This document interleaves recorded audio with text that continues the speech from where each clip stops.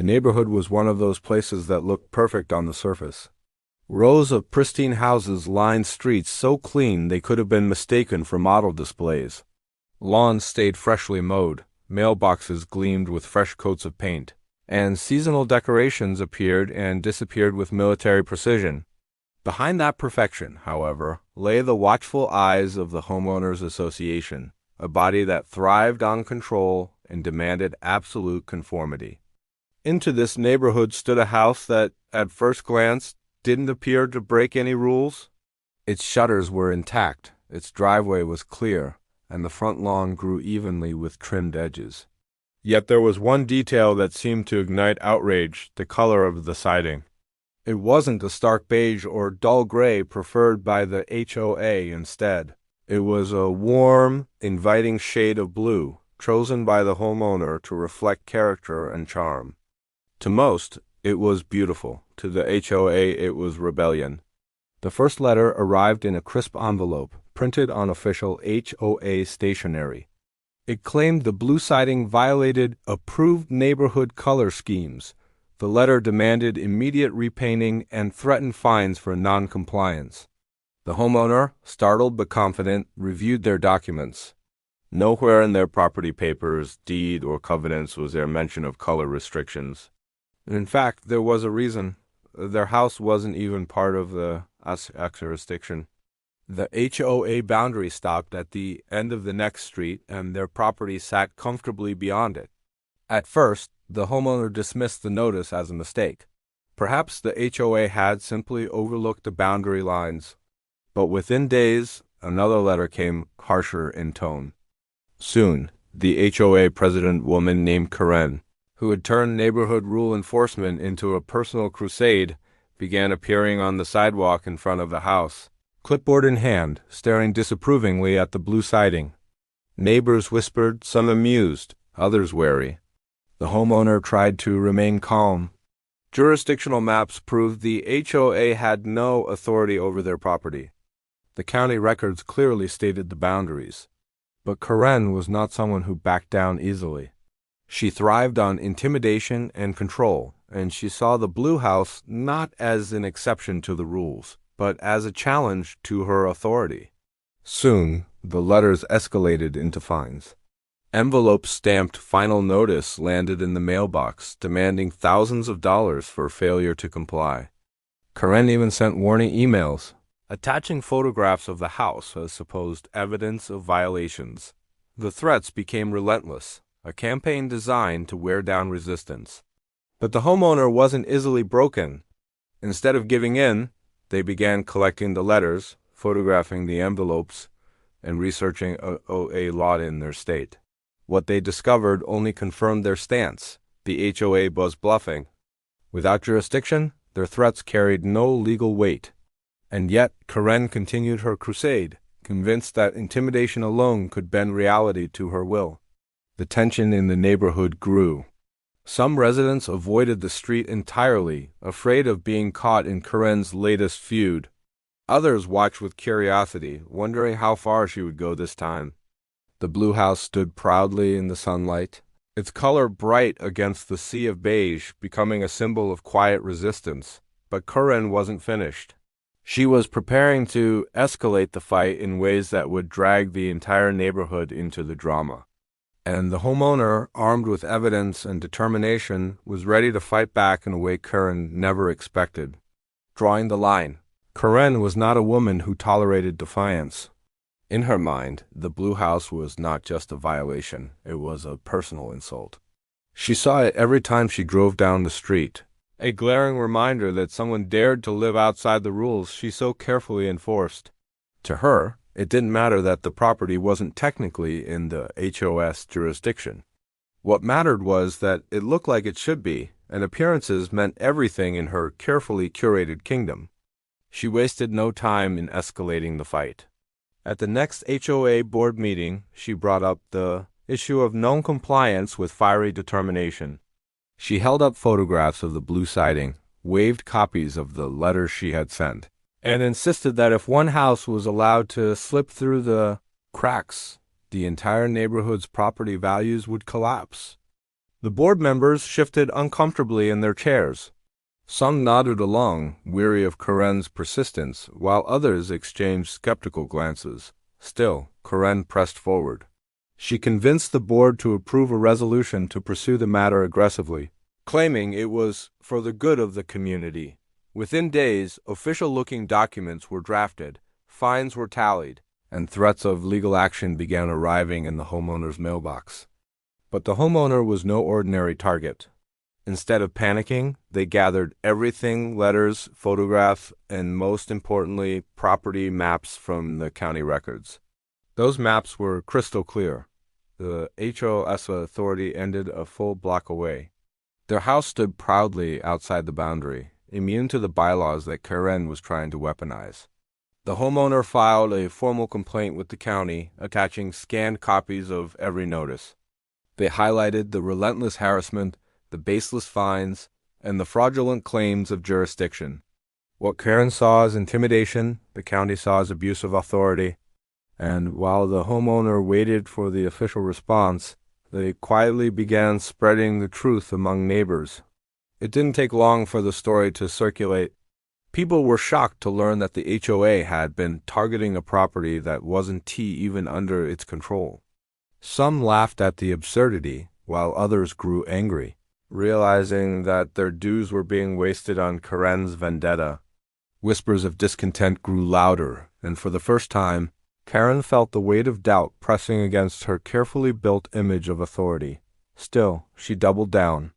She marched to the blue house one afternoon, clipboard in hand, glaring at the siding as though her stare alone could strip the color away. Neighbors watched from windows as she scribbled furiously on her papers, muttering about compliance and standards. She didn't care about boundaries. In her mind, rules were whatever she said they were. But the homeowner was waiting, not with confrontation, but with patience. The county's silence was not inaction, it was preparation. Behind the scenes, officials were reviewing every document, every complaint, every step of the HOS overreach. And when they finally acted, it would send shockwaves through the neighborhood. The blue house stood unchanged, its color vibrant under the afternoon sun. To Karen, it was defiance. To the homeowner, it was freedom. And to the neighborhood, it was quickly becoming a symbol of everything wrong with Karen's reign. The line had been drawn not in paint, but in law. And Karen was about to discover just how powerless she really was outside the borders of her empire. For most people, a clear boundary line on a county map would have been enough to stop the fight. But Karen was not most people. To her, rules existed only when they served her power, and boundaries were obstacles to be bulldozed. The blue house had become her obsession, and the more resistance she faced, the more determined she became to crush it. She decided to escalate her war into the legal arena. With the HOA board reluctantly in tow, she announced that she was consulting attorneys to enforce compliance. Letters began arriving with bold legal headers, crafted to intimidate, though the fine print revealed them for what they were: empty threats written on paper without authority. Neighbors began murmuring in disbelief. Why was Karen spending on attorneys for a house the association didn't even own rights over? Why were their fees funding her vendetta? The board members, once silent, now felt the pressure. At community gatherings, residents demanded explanations, their frustration building like storm clouds. Meanwhile, the homeowner was quietly preparing a counterstrike. They had built a meticulous case file, thicker than Karen's stack of violation letters. Copies of jurisdictional maps, property deeds, county ordinances, and every harassing notice were neatly organized in a binder. But beyond paperwork, they had something more powerful: patience. While Karen lashed out blindly, the homeowner waited for the right moment to reveal the truth. The county finally responded. A formal notice was sent to both the homeowner and the HOA outlining the legal boundary lines in bold clarity. The house in question was not subject to HOA governance. The letter was blunt, almost dismissive, as if baffled that such a claim had been made at all. For the homeowner, it was validation. For Karen, it was a crack in the armor she had so carefully built. But instead of retreating, Karen doubled down. At the next board meeting, she ranted about gray areas in jurisdiction and claimed the county was mistaken. She insisted that because the house looked like part of the neighborhood, it should fall under HOA control. Her words, however, no longer inspired fear. They inspired laughter and disbelief. Still, Karen pressed on. She filed additional complaints with the county, rewording her arguments, hoping persistence would override fact. Each one was dismissed, often faster than the last. The homeowner, meanwhile, began sharing updates with neighbors, showing them copies of the county's dismissals. The evidence was irrefutable, and slowly the neighborhood turned against her. What Karen failed to realize was that her overreach had awakened something she couldn't control: solidarity. Residents who once cowered under her scrutiny began speaking out. Stories of her intimidation surfaced: fines for lawn chairs, threats over holiday lights, demands about mailbox paint. The Blue House had pulled back the curtain, revealing the lengths Karen was willing to go to maintain control. The oak tree in the previous tale had stood as a symbol of defiance. Now, the Blue House carried that torch. Its walls glowed brighter each time Karen lashed out, its color no longer just paint, but a banner of resistance against her tyranny. But Karen wasn't finished yet. In her mind, if the county wouldn't bend, she would drag the matter even higher. She began whispering about lawsuits, about taking the fight to state courts, about proving her authority once and for all. What she didn't see, however, was how much support she had already lost. The board was fracturing. The residents were uniting. And the homeowner was preparing to expose her overreach in a way that would leave no room for denial. The battle was shifting, and soon Karen would learn that power without boundaries isn't power at all. It's chaos. The storm had been brewing for weeks, but it was in the next HOA meeting that the first lightning struck. Karen arrived with her usual air of superiority. Clipboard tucked under her arm, lips pursed as though she carried the weight of the entire community on her shoulders. She expected obedience, silence, maybe a few nervous nods. What she found instead was a room brimming with tension. The residents sat differently this time, shoulders squared, brows furrowed, voices hushed but firm.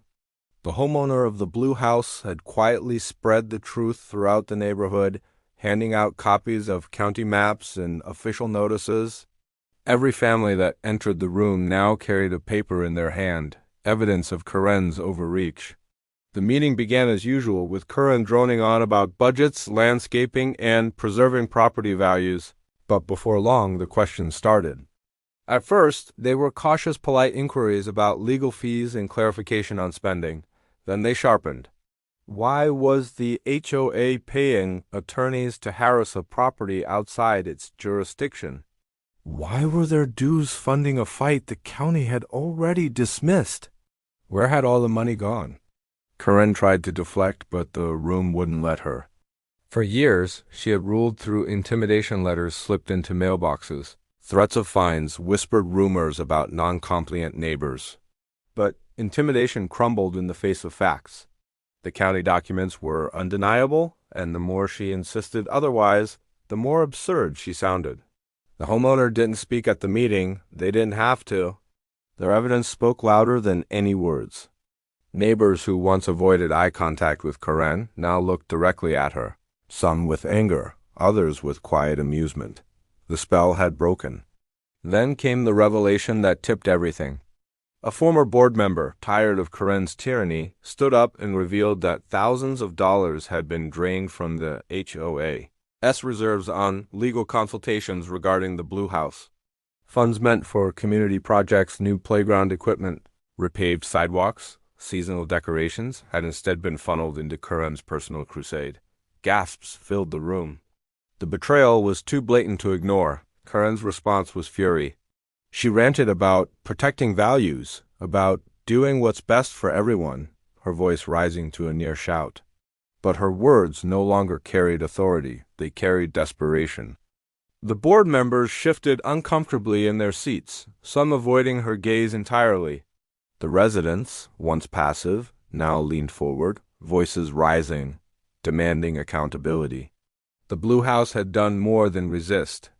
It had exposed the cracks in Karen's throne. The aura of untouchable power she once wielded was gone, replaced with doubt and anger. The neighbors no longer saw her as a protector of standards. They saw her for what she was, a bully who had wasted their money and trampled their rights. Yet Karen still clung to her delusions. She left the meeting convinced she could spin the narrative, convinced she could rally enough loyalists to keep her grip on the HOA, but outside those walls, the tide had shifted. The homeowners' quiet defiance had become a rallying point. Conversations sparked on driveways and sidewalks. Groups of neighbors compared stories of fines and threats, realizing they weren't alone. For the first time, they saw that Karen's power had always relied on their silence, and silence was no longer an option. The battle was no longer just about a house. It was about the future of the neighborhood itself. And with every passing day, more residents chose to stand against her. The throne was cracking, and Karen didn't even realize how close it was to collapse. By the time autumn settled over the neighborhood, the rebellion against Karen's rule was no longer whispered in hushed tones. It was spoken openly, boldly, and without fear. Driveways became gathering spots for conversations about reform. Neighbors who had never spoken more than a polite hello began bonding over shared frustration. The blue house, once just a target of Karen's wrath, had become the symbol of their resistance. The homeowner, though not one to seek the spotlight, had unwittingly become the anchor of the movement. Their quiet determination and mountain of evidence had given the community something they hadn't had in years, proof that Karen could be beaten. People who once dreaded checking their mailboxes for violation letters now looked forward to the next HOA meeting, ready to confront the woman who had ruled them with fear. The board itself was splintering. A few loyalists clung to Karen, parroting her warnings about declining values and neighborhood pride, but most were starting to distance themselves, realizing that their own reputations and possibly their legal standing were at risk if they continued to back her. Behind closed doors, they whispered about mismanagement, misuse of funds, and liability. Some were even quietly encouraging residents to call for a recall vote. Karen, of course, saw none of this. Or perhaps she refused to see it? In her mind, she was the neighborhood savior, fighting a noble battle against an ungrateful community too blind to recognize her sacrifices. She continued sending out notices, continued threatening fines, continued demanding that the blue house repaint itself to a more appropriate color, even as every one of her demands was ignored and laughed at. But her iron grip was slipping. When she ordered a landscaper to remove unauthorized decorations from a resident's front yard, the resident refused, backed by a crowd of neighbors who stood shoulder to shoulder in defiance. The landscaper left, unwilling to get in the middle of the dispute, and Karen was left sputtering on the sidewalk, red-faced and humiliated. Then came the homeowners' move. Instead of another quiet rebuttal, they decided it was time to expose Karen's campaign in full daylight. They compiled every document, letters, maps, county dismissals, evidence of wasted HOA funds, and distributed them in neatly bound packets to every household in the neighborhood. Alongside the documents was a simple note: "You deserve to know where your money is going." The reaction was explosive. Driveways buzzed with outrage. Parents walking their children to school vented to each other about the playground equipment that had never been built. Elderly residents complained about sidewalks that remained cracked while their dues funded Karen's lawyer. Even those who had once been apathetic now found themselves pulled into the cause, fueled by indignation and the simple truth that they had been deceived. The next HOA meeting was unlike any before. The room was overflowing, neighbors packed shoulder to shoulder, some standing in the hallway. The air was electric, buzzing with tension and anticipation. For years, residents had sat silently while Karen dictated rules, but this time was different. They weren't here to listen, they were here to take back control. When Karen strode in, clipboard in hand as always, she found herself facing a wall of determined faces. The glares weren't fearful, they were resolute. And when the homeowner of the blue house entered with their binder of evidence, The room erupted in quiet applause. Karen froze, her lips parting in disbelief as if she had walked into an ambush. But it wasn't an ambush, it was justice long overdue. The revolt had reached its peak, and Karen was about to discover what it felt like to face a neighborhood united against her. The night of the recall vote felt less like a meeting and more like a trial. The community center was packed, every seat filled, with residents standing along the walls and spilling into the hallway. The tension was thick enough to taste, a mixture of anticipation and righteous anger. After years of fear, after months of building resistance, the neighborhood had come to deliver its verdict. Karen entered with her usual bravado, clipboard clutched tightly in her hand, chin raised as though the crowd's hostility could not touch her. She spoke first, droning on about upholding values and protecting the neighborhood's future. But her voice no longer commanded the room. Where once her words had instilled silence, now they were met with crossed arms, narrowed eyes, and stony glares. Then came the evidence. One by one, neighbors stood and read from the packets the homeowner had distributed. They cited the county letters dismissing Karen's claims. They pointed to the property maps proving the blue house was outside HOA jurisdiction. They highlighted the wasted funds, thousands of dollars drained from community reserves for a battle that never should have existed. Each word chipped away at Karen's image until there was nothing left but the truth. She had abused her power. The homeowner of the blue house sat quietly near the front, binder open, answering questions only when necessary. They didn't gloat, didn't grandstand. Their presence alone was enough. The fact that they had endured months of harassment without breaking gave weight to every accusation. They had become the quiet voice of reason in contrast to Karen's shrill desperation. The board, cornered and exhausted, finally conceded.